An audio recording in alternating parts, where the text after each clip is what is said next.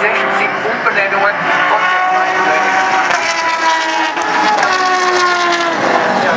bei den einzelnen Teams. Was gut.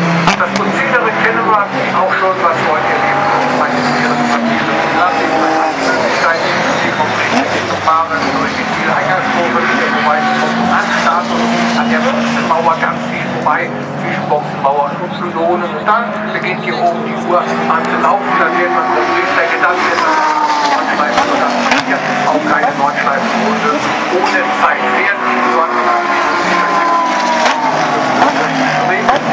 interessant, Qualifikationstraining wird weniger interessant jetzt hier in der Freizeit.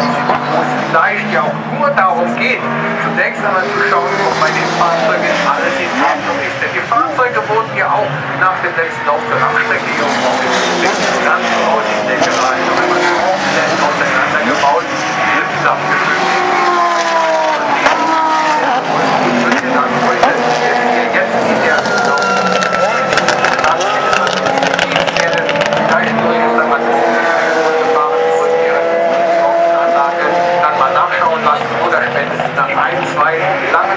Rund 25 Kilometer stehen ja auch in diesem Jahr wieder bei einer Rennrunde an.